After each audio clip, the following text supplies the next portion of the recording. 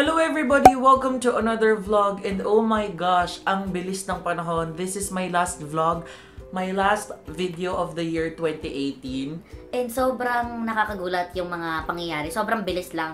As in, parang just last year, 2017, I started my YouTube channel. Tapos, 2018, sobrang daming struggles and sobrang daming nangyari. Kaya naman tingnan nyo yung mga pinagdaanan ko. Diba, sobrang orkot. Pero hayaan nyo guys, hindi natin nahayaan na tsaka tayo sa last video natin ng 2018. So, in this video, mag-get ready with me ako and /life updates para naman alam nyo yung mga kaganapan ko recently kung bakit ako missing in action dito sa YouTube. Anyways, ayun nga, andito na lahat ng aking mga gagamitin for this video. And I miss this setup.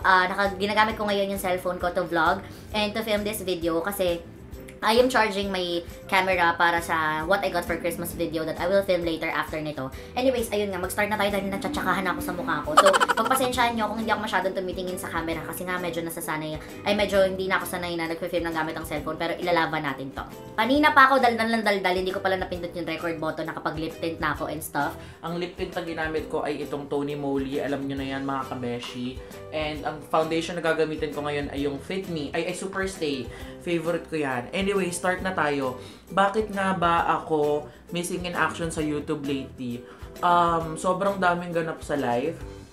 Lalong-lalo na ngayon. Akala ko during Christmas break makakapag-film ako ng madami pero hindi pala siya makatotohanan dahil alam niyo naman ako, whenever Christmas season, I wanted to spend it with my family and gusto ko sanang i-document yung mga moments na magkakasama kami. Pero syempre, hindi naman sila nag-sign up sa YouTube, ako lang. So, I don't have the right to include them sa aking YouTube channel kasi baka mamaya hindi naman sila comfortable magpakita sa inyo. Kasi sa totoo lang, mahiyain talaga sila. Ako lang makapalamukha sa pamilya.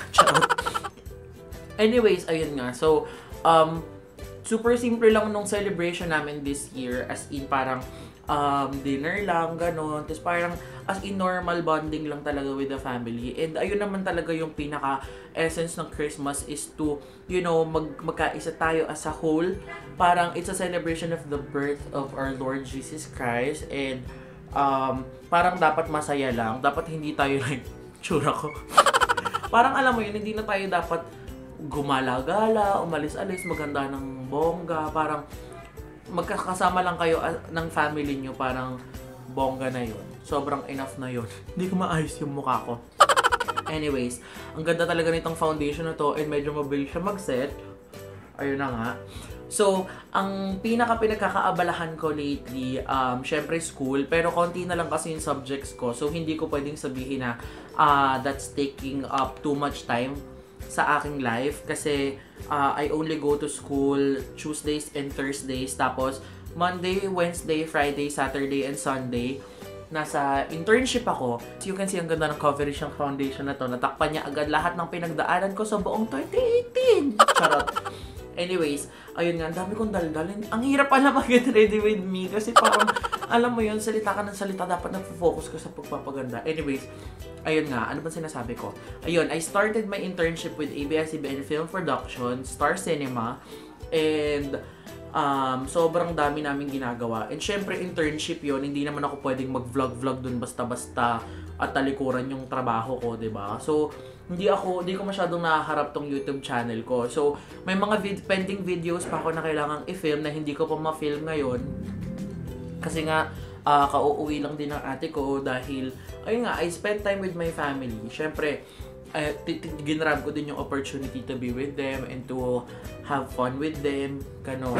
Kaya, naging busy ako. Pero, hindi ko hahayaan na hindi ako maging inactive ako this 2019 kasi sobrang dami kong plans dito sa channel na to. And as you can see, medyo maputi siya sa akin. Pero this foundation kasi, nag-oxidize siya. Anyways, ang dami kong plans dito sa YouTube ko, guys. So, huwag kayong mag-alala dahil hindi ko kayo pababayaan. Hindi ko kayo basta iiwanan sa ere dahil alam ko yung feeling na iniiwanan sa ere. Charot! So, ayun na nga, guys. Medyo maputi siya dahil nag-oxidize to and as you can see, hindi siya pantay sa aking neck. Alam nyo na yan, hindi ako naglalagay ng foundation sa neck dahil ayoko na nagtatransfer siya sa damit. Pero this foundation provides full coverage talaga. Sobrang ganda nitong Superstay. Anyways, ayun na nga. So, isa pa sa pinagkaabalahan ko this past few months ay ang paglilipat namin dito sa aming bagong bahay. Kaya parang naninibago kayo iba ang ating filming setup. Yes, nakalipat na po kami sa aming bagong bahay and I have been very busy sa pagpili namin ng furnitures, yung paglilipat namin, syempre yung mga gamit, ganun. Medyo mahirap palang maglipat ng bahay. Akala ko dati, kapag lilipat ka, parang basta lilipat ka lang. Pero, syempre, kapag kasi lumipat ka sa isang bahay to super empty siya, para siyang empty canvas na para makapag-put ka ng magandang art, kailangan mo siyang pag-isipan ng mabuti at i-conceptualize. Same as sa paglipat ng bahay, syempre lilipat ka sa bahay na wala siyang laman. So, sobrang it will take too much effort para pagandahin yung house, para bago kayo makalipat, bongga na, ganun. So, ayun, nag-consume din siya ng maraming time for me. Char, akala mo naman talaga ako yung contractor or yung gumawa. Pero, hindi naman. Kumbaga, syempre, I helped with choosing the furniture sa house namin, ganun, and other stuff. So, ayun, isa din yung sa pinagkaabalahan ko. And, hindi din ako nakakapag-film because nagstay ako ngayon sa house ng friend ko sa may somewhere malapit sa ABS kasi nga para malapit sa OJT ko and para hindi ako ma-hassle. Kaya hindi din ako nakakapunta dun sa house and nakakapag-film ng videos. Yun pa naman yung parang studio ko. So whenever nandun ako, so talagang sobrang ginaganahan ako mag-video kasi syempre nakikita ko yung mga gamit ko, yung backdrop ko. Pero ayun nga, since wala ako sa house, hindi ako nakakapag-video and everything. Ayun, so pretty much wala akong masyadong ginagawa pero yung mga iilang ginagawa ko, sobrang nagko-consume siya ng maraming mahabang oras. Kaya hindi ko magawa yung mga bagay na talagang gusto kong gawin. Charot. Siyempre, ganun ata talaga kapag graduating ka. Sobrang dami mong kailangang pagdaanan bago ka makaakyat sa stage. Pero lalaban tayo. Itong concealer na ginagamit ko, this is Catrice Cosmetics Liquid Camouflage. One of my favorite concealer. Sobrang waterproof nito. Kahit mag-swimming ka, hindi siya matatanggal. Pero sadly, if i-phase out na daw ang Catrice Cosmetics dito sa Pilipinas dahil nag-pull out na daw ang brand. Ayun. Share ko lang. Ayun, naglalagay lang ako sa under eye para wala tayong eye bags kasi ayoko talaga nung nakikita yung eye bags. So, I'm using the same sponge. Medyo madumi siya, pero malinis yan guys. Nilinisan ko yan kanina. Ayun na nga. Sobrang daming kaganapan lately kaya hindi din ako makapag-vlog talaga. Pero, ayun, sobrang nakakatuwa kasi so far, yung mga pinagagagawa ko sa internship, sobrang happy, sobrang saya. I've got a chance to meet different people and to do different stuff na hindi ko naman talaga siya ginagawa in real life. And of course, alam niyo yun talaga yung masaya eh. Kasi pag internship, para kang nag-start ng bagong trabaho and you get to meet different people and mag-start sa isang environment na hindi ka naman sanay. So, parang everything's new to you. Masaya siyang experience for me. Ayun naman talaga ata yung essence ng internship para ma-familiarize mo yung sarili mo sa environment or sa career path na tatahakin mo after graduation. Anyways, ayun. So, internship, thesis na hindi naman ako masyadong nai-stress dahil I have very supportive thesis mate, si Troy. Hi Troy, if you're watching. Ayun, sobrang sipag niyan. And si Anton. Tatlo kaming lalaki sa thesis namin. And so far, kaya pa naman, laban naman. Pangahawakan natin. Makaka-graduate tayo. Charot. Ayun. Thesis. Tapos, I have 2 minor subjects. Tapos, yun lang. Actually, nothing much going on. Pero, parang, oo nga no, ang konti pa lang ang ginagawa ko, pero parang sobrang busy kong tao. Anyways, tapos na tayo sa concealer, na blend ko naman na siya ng maayos. Okay na ako dyan. Kontento na ako dyan. Pwede na akong mag-proceed sa powder. Actually, kung napansin nyo, hindi ako naglalagay ng concealer sa mga blemishes ko. It's because ayoko na masyado silang makontaminate ng makeup product na nilalagay ko sa face ko. So, okay na sa akin yung foundation and the only place sa aking face na nilalagyan ko ng concealer is my under eyes. And okay na ako doon. Now, let's proceed to setting the foundation with the powder. I'll be using my favorite one, the Coty Airspun. Alam nyo na yan. And guys, nung natanggap ko to, this is actually a gift for my friend Shai. Nung natanggap ko to, sobrang punong-puno niya and I thought sobrang impossible for me na maubos siya. But ever since I got this, araw-araw ko siyang ginamit and medyo paubos na siya. Kaya, hindi pala talaga imposible sa akin makaubos ng ganito kalaking powder. Kasi grabe din talaga ako mag-powder kasi I have very oily skin. Anyway, sobrang konti lang. ginaganyan ko lang siya. Kung ano yung nilagay ko, push na yan sa buong face. Hindi ako gumagamit ng powder. Ay, actually, gumagamit ako ng powder brush kapag nalagay ko na siya lahat para medyo mapanipis natin ng konti. Yung nalagay nating powder, ayan, ganyan lang siya. Medyo marami ako mag-powder kasi nga sobrang oily kong tao. Sobrang sabog nitong Get Ready With Me na to. Kasi first time ko siyang gawin and hindi pala siya madali. So kudos dun sa mga beauty vloggers na pinapanood ko na kung makapag-get ready with me, Diyos ko parang sobrang dali lang. Pero kapag ikaw na pala gumagawa, hindi pala siya madali. Kasi kailangan mo mag-concentrate sa makeup. Marahimik ka. Ayan, so as you can see, simula sa sobrang shaky kong mukha kanina, medyo umayos-ayos naman na siya. So laban na yan. Yan, konti lang lagyan natin na i-drag natin ng konti sa leeg para naman hindi tayo magmukhang pugot ulo. Charot. Hindi, pero ewan ko talaga guys, as in nakasanayan ko yun. At saka, kanya-kanya naman tayo ng trip sa buhay eh. Kung gusto niyo mag-foundation sa leeg, go. Pero it's not working for me kasi ayoko talaga na nagta-transfer yung product sa aking face. So, kung napi-feeling nyo ang pangit dahil hindi pantay yung mukha ko sa leeg ko, then sorry kayo, dito ako masaya, walang pakialaman. Charot. Kaya nasabi ko kanina, ginagamit ko yung powder brush para panipisin yung na-apply kong product. Ayan, push lang ng push. Ganyan, ganyan, ganyan. Para naman medyo numipis siya ng tingnan. And as you can see, sobrang puti niya. Hindi siya ganyan kaputi in person. It's just that meron akong ring light sa harapan ko, kaya para akong multo. Pero, kayo mag-alala, pagagandahin pa natin yan later. Anyways, saan na ba ako? Internship, thesis, paglilipat ng house, and ito, YouTube. Actually guys, sobrang dami kong pending videos. Nung nakaraan, nag-post ako sa IG story ko na mag-Q&A ako. I received a lot of responses. Sobrang daming nag-reply na gumawa ka kuya ng ganitong video, gumawa ka ng ganitong video. Ang daming nagtanong dun sa Q&A. Sobrang sorry guys, hindi ko kayo maharap. Pero don't worry, gagawin ko yan. I-film ko yan hanggang January 3. Kasi hanggang January 3 ako dito sa house. Tapos, January 3, punta na ako dun sa house ng friend ko. And doon na ako manggagaling papunta sa school, papunta sa OJT, ganun. So, ayun. Basically, ang makeup ko lately is just concealer, foundation, powder. Pag may time, nag-bronzer ako, pero hindi lagi kasi wala lang. Minsan nga, hindi na ako nagme-makeup eh. Wow, kala ang ganda. Hindi, ewan ko, I became comfortable since the video of acne shaming came up. Ayun nga pala, gusto ko nga palang i-take tong chance na to alam niyo yun, to thank you guys for staying with me. Parang sobrang dami kong pinagdaanan this 2018, and itong 2018 na to, dito ko parang na-achieve lahat ng mga gusto kong ma-achieve dito sa YouTube channel ko. I mean, I'm not after the number, but this year, I gained 2,000 plus subscribers, and that's more than enough for me. And nakagain ako ng maraming viewers, gano'n, na nakakaintindi sa akin.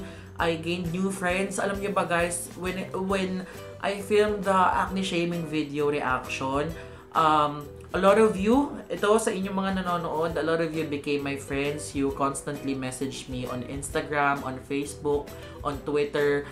And kapag may mga pinagdadaanan kayo, nagme-message kayo sa akin, and I'm very, very, very happy inside kasi parang you found a friend in me na parang every time you feel something's going on with your life, sinishare niyo siya sa akin. It for me, sobrang big deal siya kasi for a person to open up to another person, that means sobrang laki ng tiwala niya dun sa tao na yun. And every time na nag-open kayo sa akin guys, I take time to read your messages and to respond to you dahil alam ko yung feeling ng walang kausap. So, I am encouraging everyone who's watching this na may pinagdadaanan na just message me on Instagram. I am not saying na I'm the perfect friend. I'm not saying na I've been through everything. But what I'm trying to say is that whenever you're going through something, what's the most important thing you need is a friend or someone who's willing to listen to all your sentiments and all your rants in life. Yun. Para din maiwasan ng depression. So, ayun nga guys. Ang drama ko dun sa part na yun, but that's true. Thank you so much for those subscribers who became my friend and for you know, trusting me, for loving me, and for supporting me. So 2018 has been very, very, very lucky year for me. 2018 has been very, very good to me, and ayun, sobrang saya ko talaga. And ito ang ginagamit ko, yung Detail Makeover Contour and Blush Palette. Alam niyo na yan, sobrang favorite ko yan. Tuloy-tuloy itong video na to, halos walang pause, walang cut. Kasi nga, gusto ko lang spontaneous siya. And sabi ko nga, ano siya, sobrang casual talk lang. Para lang siyang Facebook Live na walang nagko-comment. Anyways, ayun, ano pa ba? This year, 2018, I've got the chance to attend makeup launch. I've got to meet different people. I've got to meet different brands na nagtiwala sa akin sa aking simpleng skills, sa aking YouTube skills na nakipag-partner sa akin. Actually, meron pa nga isang brand na nakipag-partner sa akin last month na hindi ko pa rin nagagawa ng video. Pero don't worry, you know who you are, gagawan kita ng video this 2019, and isa ka sa mga unang videos ko na ipoproduce ngayong 2019. So, I'm very much excited to do that. Tapos, ano pa ba?